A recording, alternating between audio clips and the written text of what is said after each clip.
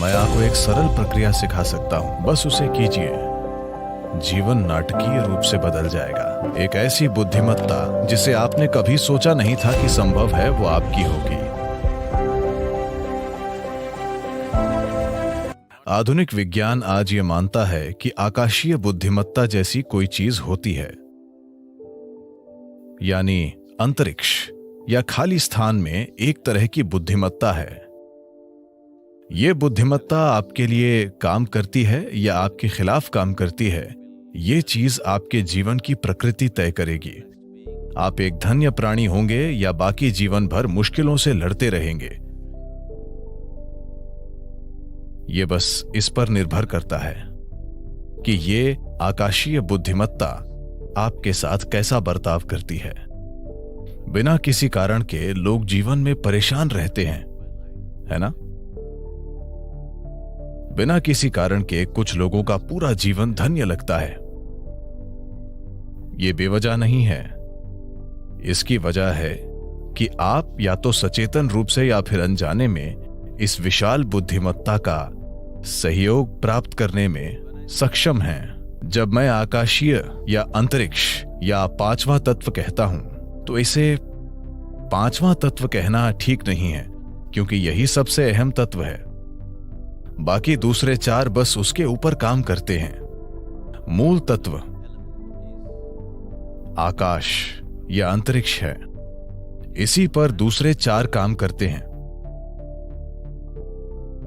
हम यहां एक गोल ग्रह पर बैठे हैं और यह घूम रहा है। पृथ्वी का घूमना, सौर मंडल, हर चीज। मैं चाहता हूं कि आप ये जान लें कि आकाश ने हर चीज को अपने स्थान पर थाम रखा है। आप अपने स्थान पर अपने आप नहीं बैठे हैं, इसीलिए नहीं कि आपके पास बैठने के लिए नितंब हैं। आप अपनी जगह पर सिर्फ इसलिए बैठे हैं क्योंकि आकाश ने आपको थाम रखा है ना?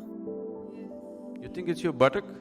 आपको लगता है कि यह नितंब की वजह से है। आपके नितंब से नहीं, आकाश ने आपको थाम रखा है। आकाश ने पृथ्वी को अपनी जगह पर थाम रखा है। यह आकाश है जिसने सौर मंडल को थाम रखा है। यह आकाश है जिसने इस आकाश गंगा को थाम रखा है। आकाश ने ही पूरे ब्रह्मांड को थाम रखा है, और कोई तार नहीं बंधा है। बस यूं ही, बस ऐसे ही थाम कर रखा है। अब ये आकाश, अगर आप जानते हैं कि इसका सहयोग कैसे लें, अगर आप जानते हैं कि अपने जीवन में आकाश का सहयोग कैसे प्राप्त करना है, तो आपका जीवन धन्य होगा। मैं आपको एक सरल प्रक्रिया सिखा सकता हूं, जो वैसे भी हमेशा आप में से आधे लोग नहीं करेंगे। आप बस इतना कीजिए। सूर्योदय के बाद सूरज के 30 डिग्री का कोण पार करने के पहले, 30 डिग्री का मतलब इतना, 30 डिग्री के कोण को पार करने से पहले आकाश की ओर देखें और आपको आज थामने के लिए नमन करें। जब यह 30 डिग्री को पार कर जाता है, दिन के दौरान किसी भी समय ऊपर देखें और फिर से नमन करें। सूर्यास्त के बाद एक बार फिर ऊपर देखें और नमन करें। ऊपर किसी भगवान को नहीं, बस आकाश को। आपको आज थामने के लिए बस ऐसा कीजिए। जीवन नाटकीय ढंग से बदल जाएगा। क्या आपने गौर किया है कि तेंदुलकर भी ऊपर देखते हैं?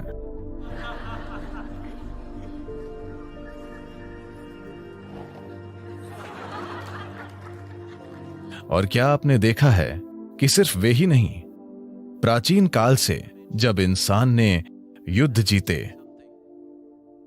या महान सफलता के क्षणों में, क्योंकि अनजाने में एक एहसास होता है। ठीक है, उनमें से कुछ लोग ऊपर वाले को देख रहे होंगे, पर उनमें से ज्यादातर जो लोग चोटी पर चढ़ने में सफल हुए, माउंट एवरेस्ट पर, तो यह स्वाभाविक रूप से होगा। क्या आपने ये देखा है, चाहे वो भाव स्पंदना या साम्यमा, जब आपने अनुभव के शिखर को छुआ, तब क्या आपने गौर किया कि आपका शरीर आभार से भर जाता है? शरीर भी आपकी जागरूकता के बिना ऐसे हो जाता है क्योंकि कहीं ना कहीं एक समझ है, एक बुद्धिमत्ता मौजूद है जो ये पहचानती है। आप इसे सचेतन होकर दिन में 3 बार करें। अगर आपको इससे सहयोग मिलता है तो जीवन जादुई तरीके से चलेगा। एक ऐसी बुद्धिमत्ता जिसे आपने कभी सोचा नहीं था कि संभव है, वो आपकी होगी, क्योंकि एक बुद्धिमत्ता जो आपकी समझ से परे है अभी यहीं पर काम कर रही है ना? क्या ये नहीं कर रही है? ये वो बुद्धिमत्ता है जो ब्रह्मांड को थामे हुए है। ये वो बुद्धिमत्ता है जो सृष्टि का गर्भ है। उस बुद्धिमत्ता के गर्भ में सारी सृष्टि घटित हो रही है और इसे आपके लिए नकारा नहीं गया है, उस तक पहुंच रोकी नहीं गई है। बात सिर्फ ये है कि आपने अभी उस ओर देखा ही नहीं। बात सिर्फ इतनी है कि आप अपनी छोटी सी दुनिया में इतने तल्लीन हैं। आपका शरीर, आपके विचार, आपकी भावना, आपके हार्मोन ने आपको इतना उलझा दिया है कि ऊपर देखना कभी नहीं होता।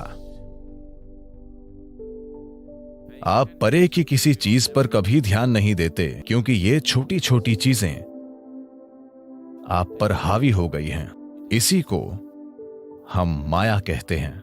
यही माया है।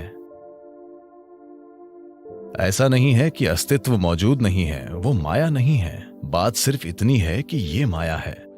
जब कुछ इतना जबरदस्त और शानदार और विशाल घटित हो रहा है तो ये छोटी चीजें आपको व्यस्त रखे हुए हैं और वे आपको ऐसा महसूस कराई हैं जैसे वे बाकी सब चीजों से ज्यादा असली हैं। इस सब का होना, ब्रह्मांड में आज तमामों शानदार चीजें हो रही हैं, बिल्कुल चमत्कारी और शानदार ढंग से। लेकिन विचार का एक छोटा सा कीड़ा आपके सिर में घूम रहा है और आपको व्यस्त रखता है। हाँ या नहीं? यही माया है। क्या आप समझे?